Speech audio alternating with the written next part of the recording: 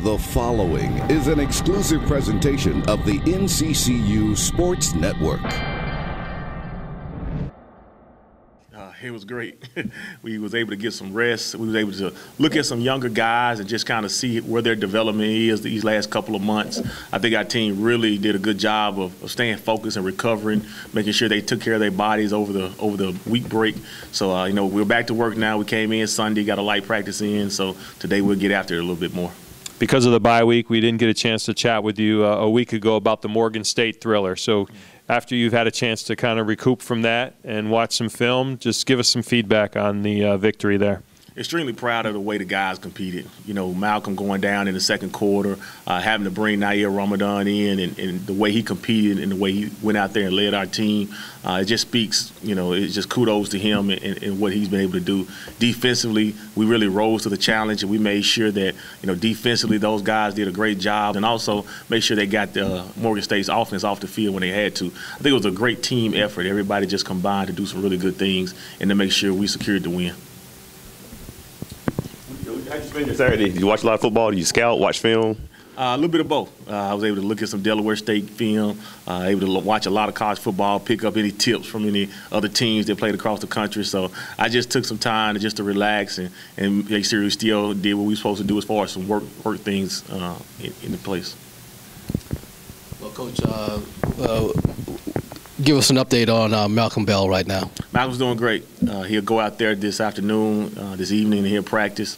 We held him out a lot of drill work last week, as far as running around and doing some things just to make sure he recovered. And he was pretty beat up over the last couple of weeks as well. But he's moving around well. He's been in the film room studying, so he'll be 110% this upcoming weekend. So I see LeGrand's back on the depth chart too, so he's good to go. Right now, he's still going to be day-to-day. We're going to take him out there. We're going to move him around some this afternoon and just kind of see what he feels like.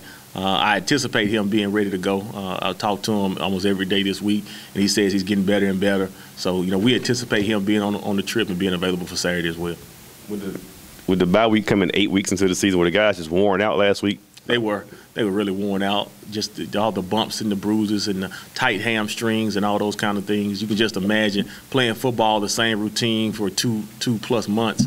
It just takes the wear and tear on your body. So to be able to get off their feet some, to go home, some guys got a chance to go home and see their families, to get rejuvenated for these last 3 weeks of the regular season, I think it really came at the right time.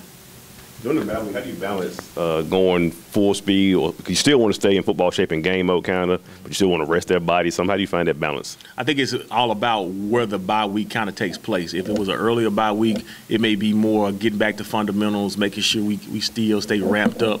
But this bye week was a lot different, just for the simple fact we had played so long. My focus and my mentality was more get these guys some rest, get them off their feet, keep them in tune to what's going on on the film room, and give them some looks on the field, but not trying to stay out there as long as we would normally do during a regular practice. Coach, looking ahead now, what's the challenge as far as getting your guys not to look ahead past these next two opponents, especially Delaware State coming up this week, knowing what is going to be on the line for both your program and North Carolina A&T, that big showdown or whatever, the challenge of not getting your players to look ahead? I don't think it's a big challenge, just for the simple fact we've been there the last 2 years. It's really been a similar situation. The only difference is we've been waiting for somebody else to lose the last couple of years in order to make that last game potentially a showdown. But this year is more so, we know what's at stake. We're taking it game by game. We've been preaching that the entire year. So I think their guys are focused. We know Delaware State, that they can present a challenge for anybody. You sleep on anybody in this day and age in college football, anybody can beat you. So we know what's at stake, and we're going to go down there or up there and try to make sure that we come away with a win. Like you said, it's easy to look at the record and see 0-8, 0-5, but at this point in the season, you're going to get everybody's best shot. It's going to be amplified week by week. Have you talked to guys about that, just coming out, starting fast, and kind of taking them out early if we can? Oh, yeah. First thing we did on Sunday, came in and we looked at some scores. I put some things on the billboard about some of the scores that took place this past Saturday. You saw Texas upset Baylor. You saw a Wyoming team upset Boise State. So things like that, they just see that all across the country, there are upsets every Saturday. Our goal is to try to make sure that, this team, Delaware State, we don't allow them to upset us, Did you put the right here in the MEAC? Did you put the South Carolina State Hampton game on the board as an upset? I did. I don't watch a whole lot of the scores. I was, just kind of keeping my eyes on that one. But, kudos to Coach Maynard. They did a great job. After I watched the film, Hampton really did some really good things out there to come away with that win. Do you think they got the message a lot clearer? Because they could have been on the board. They was very close at Morgan State. They could have been easily on the upset board. We talked about that all week. Every year against the Morgan State games always comes down to the wire. It's a lot of games like that in our conference. When you play conference games, you never know what's going to happen because a lot of our teams are very similar. We're 1 or 2 players away, or the ball bounces this way or that way from coming away with a loss sometimes. So you got to make sure anytime you play a conference games in what's at state at this day and age, that you got to make sure you're ready to play on Saturdays. How calm were your guys on the sideline, even when down in the fourth quarter, 2 best players on each side of the ball were gone? I mean, I'm not down there, but from the box, it just seems like you guys just always seem relaxed and calm. What's the mood like on the sideline in situations like that? Very similar, the same way. We don't really get stressed a lot because we've been in so many different situations where we had to come from behind or where we had to secure a win in the last part of the game. Not only in the years past, but this year you can remember the Norfolk State game. We had to put together a great drive in order to secure the win.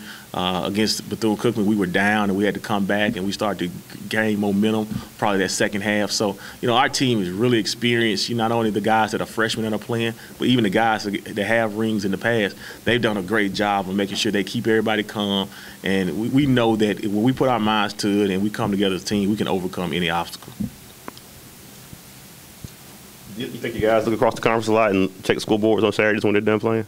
I think so. I think they look at the scores and look at where they're at. But one thing I told them is we have to control what we control. Like I said, the years past before, we've always been kind of sitting there waiting and watching and hoping that somebody else loses or somebody else wins. This year, we're not in that position. This year, we control our own destiny. So if we do what we're supposed to do, and that means win out, then we'll have a chance to reach our goals at the end of the year. On film, what jumps out about Delaware State? They got 2 dynamic backs. They got 2 really good backs. One is a true freshman, and then the other one played against us last year. He did not play last week against Bethune-Cookman, but really dynamic guys in the backfield. And on defense, they have some linebackers that like to fly around. I think it's Malik Harris. He does a really good job. And then also, too, the quarterback. They've been playing a couple of guys at the quarterback position, but both of them guys can manage the offense. What's going to be the message this week? Last few weeks it was, we lost at Morgan State last time, or we never beat FAMU here, we never won at Bethune-Cookman. You had different motivations every week. What's the motivation this week? The biggest motivation this week is just to make sure we stay focused in one game at a time. We have to try to play a better brand of football. We've been turning the ball over extremely too much these last few weeks, and the challenge is this next week is to try to make sure whether it's special teams or whether it's offense, we don't turn the ball over. And that's one thing we've been really focusing on in practice, and we will continue to focus on it this week, is just make sure we protect and focus on not turning that ball over. I want to ask you about a particular guy, Nick, starting at left tackle, redshirt freshman. I remember you bringing his name up in the spring when I asked you about some new guys. But you probably didn't expect him to be there. You probably expected Desmond to be there for most of the part, but Nick had to step in. Just talk about how he's done step into that role, left tackle, very important position, and protecting Malcolm this year. He's done a good job. Nick, we got an opportunity to redshirt Nick last year. We always felt like he was the most experienced as far as the most polished out of all of the young offensive linemen that we brought in. And then when Desmond, we learned that Desmond probably wouldn't be back as early as we thought he was going to be. We were able to slide Nick in there. We really haven't missed a beat. For a young guy that's a redshirt freshman that started, he has the future looks bright for him. It really does. And not only that, as we continue to recruit, he's a guy that he can change positions all the time. Nick played some center in high school. He can play guard for you as well. So to have a guy like that up front is something that we really haven't had consistently over the last couple of years. A guy that can play all 3 positions across the line. I was asking you, was he always penciled in as the backup left tackle, or you just had him as offensive lineman wherever we need to fill a spot? He started out as a guard. We would love to play him at the guard position, but because of the injuries, we had to make sure we accommodated that and we moved him to tackle. And he has the feet to do it. You ask him, he'll say he's the most athletic lineman, but he really does some good things for us. Is he the most athletic lineman? He's close. He's close. Don't tell him I said this. And it seems he has that, sometimes in a good way, about that nastiness you want from an alignment too. I mean, he gets after it. I see on a lot of plays. For a redshirt freshman, that's pretty good. You didn't have to teach him that. Right. And that's the mentality that Coach O is instilling in those guys. They believe they can run through a wall. They believe they can block anybody in the country, and they can. When they put their mind to it, we've shown that we can move the ball at will. We can protect the passer. We got offensive linemen scoring touchdowns. Those guys can do a lot of different things for our football team. What's his best asset? I know you mentioned his feet. What does he do really well? Technique. I think just overall, he has the best feet, and he's probably one of the most polished young offensive linemen I've ever been around. That's why I think the ceiling, he has nowhere near reached his ceiling. I think he's got the potential to be a really good offensive lineman at the FCS level. Could he have played last year if you needed him to? I think so. I think if we would have really needed him, he would have been able to slide right in and contribute last year. Do you remember, maybe it's a better question for Coach O, but when you found out Desmond wouldn't be there that first week against Duke, and you told Nick, hey, you're in the starting lineup, what was his mentality? What was his approach like there at practice week? We knew going into the Duke game, Desmond was ineligible for the first 2 games of the season, but even after that, just to have Nick available the entire rest of the year, we knew kind of going into camp that we were going to have to get him ready to play any position that we needed, and he did a good job of just being focused, and he took the challenge, and he's been running with it ever since. This has been an exclusive presentation of the NCCU Sports Network.